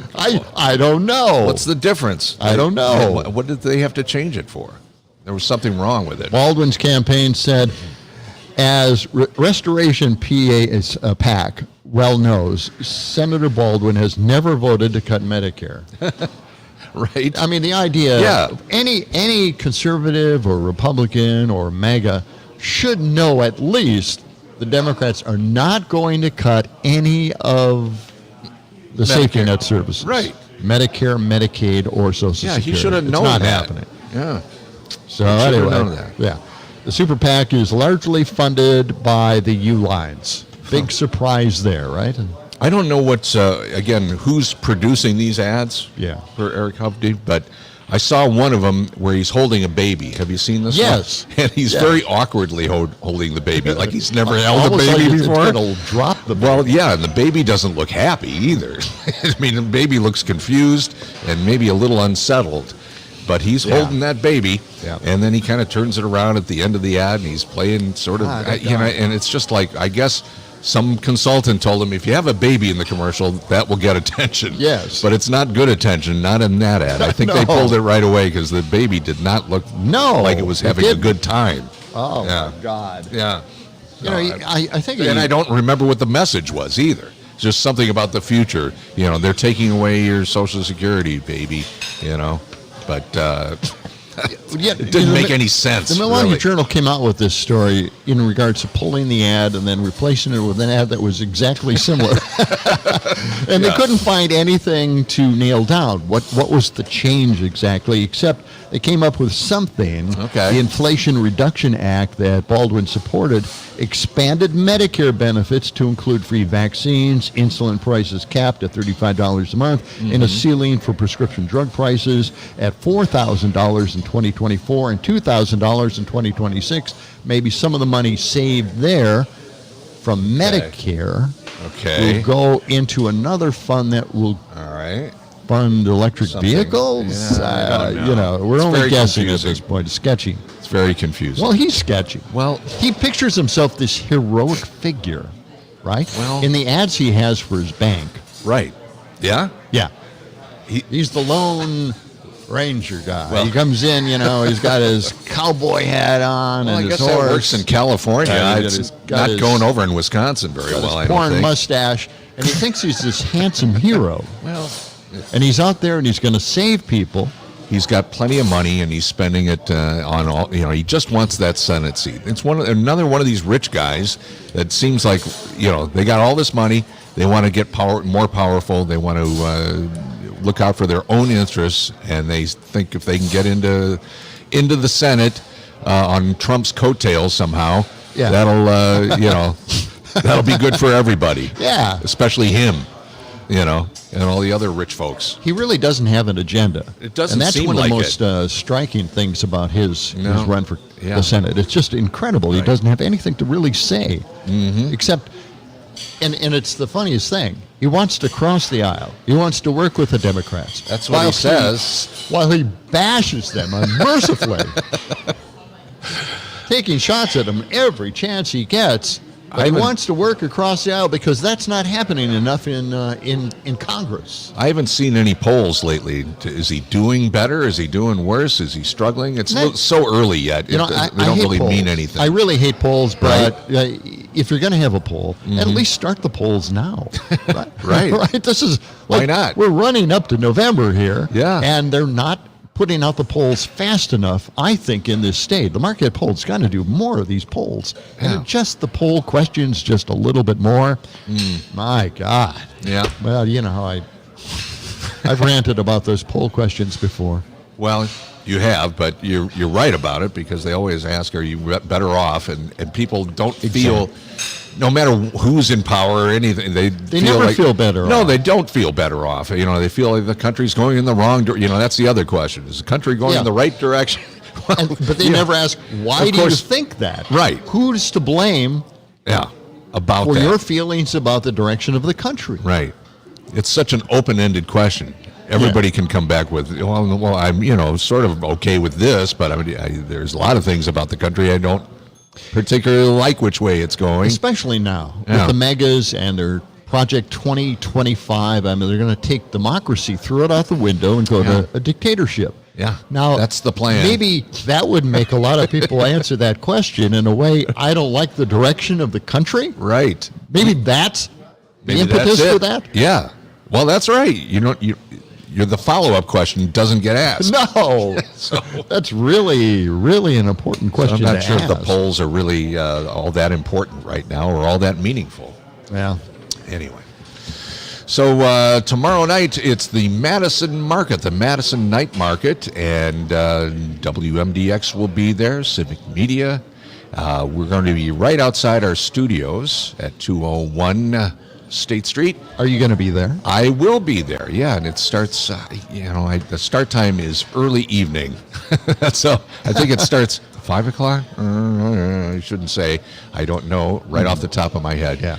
But I know we're setting up about 4 o'clock or so. So it'll be good. You can stop by, say hello, and we'll have some swag that we'll be giving away. Some T-shirts, some stickers, bumper stickers, that kind of thing. Yeah. I think so, yeah.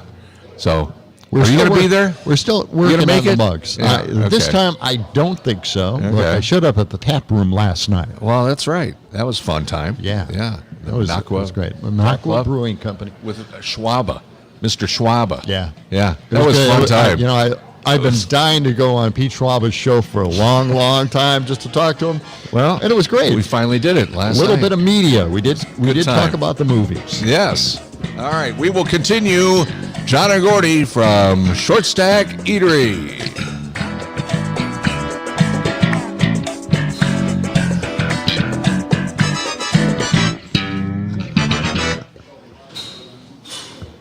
Was that a silent message saying a show about nothing so far? I think he's trying to tell us something. Yeah.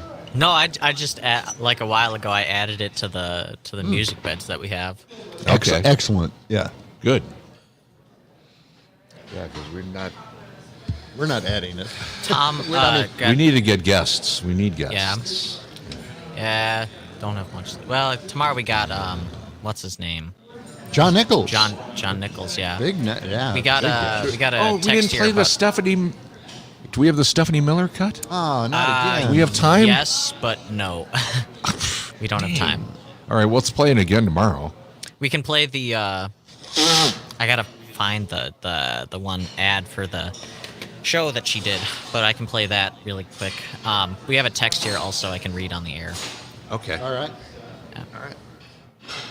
Well, let's get to something here. What didn't we? Should we invite 10 Zen seconds to come back over? No. No. No.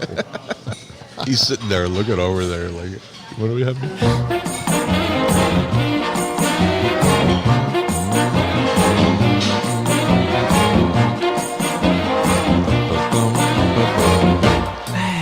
Dig this crazy pad. Man, it's a mad pad. WMDX, it is a mad pad. 92.7 FM at 1580 AM.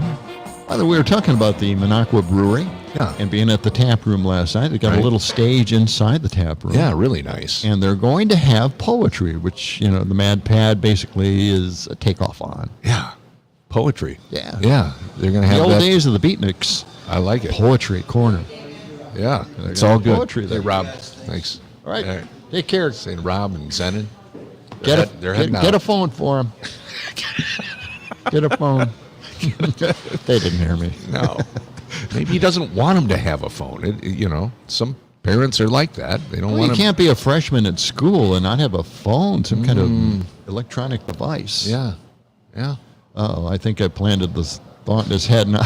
There's going to be big arguments for the next year. All summer long, they're going to be at odds. Hey, Sam said we have a text he wants to read. Yes. Tom, listening over in Milwaukee. It's about polling. I don't know about you guys. I'm 47 years old now. In almost 30 years of voting, I've never been called by a poll. Where are they getting this data from? Good question. Man. Yeah. I can't think of any time I've ever been. Well, Tom, I did get a number of calls, actually. Yeah. In fact, I got one that was texted to me. Sometimes they go into the spam immediately. And it was there, and I responded to it, and I filled it out. It was multiple questions? Yeah. It was actually an authentic poll. Interesting. Yeah. Okay. So I've gotten calls from Marquette. I did a Marquette poll once. Yeah? How often do the Marquette polls come out? Like once a month? I don't know. Not enough. Not enough. Yeah. I mean, we're up. This is the election season. It should be out there every 2 weeks. They should be working their asses off trying to get these polls out there. Not that I really care much about polls. And I don't know if anybody's noticed, but we really haven't talked a whole hell of a lot about Trump either. Well, oops. And put a penny in the in the jar here. The jar. I think we're up to a dime. But no, we're not. We're not going to fund that guy. By the way, President Biden will be in Wisconsin today. Yes, in Racine. He's going to be touting economic achievements and persistent concerns on inflation, according to the early word. Probably will mention also that they have stopped providing ammunition to Israel. Okay. Well, we'll see if that comes up. Because of the attack on Rafah. Yeah. And I know we'll have civic media people there covering that event. That's right. In Racine. Some guy in the afternoon is going to be down there, I guess. What are you doing? Okay. You mean some guy? What are you doing? We always cover when the candidates come through. Yeah. It's important. They're going to be crisscrossing the state about every week. We're going to have one or the other.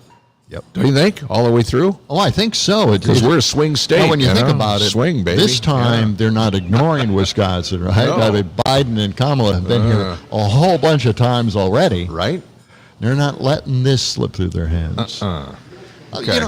I was kind of wondering about, they're talking now about Republican poll watchers. Oh, yeah. And the recruiting mindless number of poll watchers to go out there and intimidate everybody at the polls. And I was just thinking to myself, why aren't we talking about poll watchers in more conservative areas of the state? They seem to be, and I don't know why, quotes. I couldn't figure out why they're focusing on the Democratic areas. What is that all about? You know, when the intimidation factor. When Trump called the election into question in Wisconsin, they went to Democratic areas. And I never understood why we didn't just chime in and say, you know what, to make it fair, let's go to the red areas as well. Sure. Let's go to a few Republican areas. Yeah. Because you know what? It seems like all the stories I've read, Republicans are the ones committing voting fraud. Yeah. Well, that's a good question. Why aren't we? Why couldn't it have been even? If they want to go to Milwaukee and Madison, okay, fine. Okay, let's go to some of the other areas where they vote for conservative candidates often. They're trying to come up with anything they can call fraud on. It should be fair. We should call this to be fair. Yes. All right. Yeah. You're right. Where I'm coming from, you know? I get it. Make that change, you guys. Okay. I'm sure they're listening right now, and they're Sure they jotting this down on their wrist. I'm not sure where in Racine the president is going to be. I don't know if they've released that information. They always hold back until the last minute. Well, we're finding out that I think he's going to be touting Microsoft, building something down near the Foxconn building. Yes, that building. So in a way, you could say that this kind of did work out a little bit, right? Building the Foxconn project that never really happened, but because the land is there and it's all cleared out and ready to go, right? Now they're bringing in some of the high-tech industry. Exactly. Yeah. Good. That's pretty cool. It is. So Microsoft is going to be in the state. A lot of people will be hired. I can't remember the number. Is it 500 or 5,000? A lot of people. It's up there. That's great. Great for that area. We have time for, I think, this. Okay. Fox News was kind of surprised about securing the border from a guest that they had on the program. Let's listen to cut number 43. This is a lot of fun to listen to. It's very quick, and basically right to the point.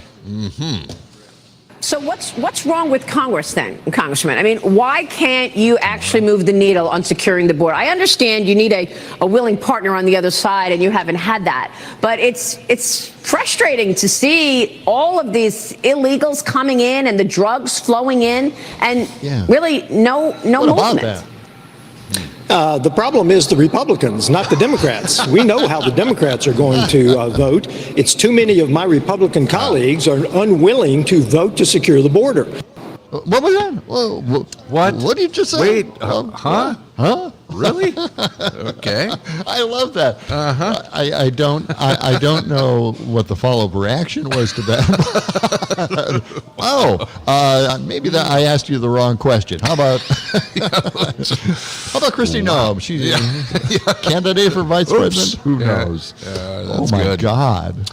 Hey, tomorrow we're going to be having special guests. Finally, we've got a great guest, writer and editor at the Capital Times. John Nichols is going to be our guest. And we'll be talking to him about the protests and how that is going. We saw him down at the protest, at the encampment. Yeah, we did, yeah. And he is also going to be a guest with Stephanie Miller. At the show Saturday night at the Barrymore Theater. We'll be there for that. She's trying to be like us, isn't she? Yeah, I think so. Damn it. Okay. Hey, that's going to wrap it up from Short Stack Eatery for this Wednesday. We'll be back next Wednesday here. You can stop by then. And we hope you enjoy the day. Thanks for joining us. I know. We're going to have fun. Yeah, it'll be a good time. Have a great Wednesday. We'll talk to you bright and early tomorrow morning, 6 a.m. Stephanie Miller is next. John and Gordy Show.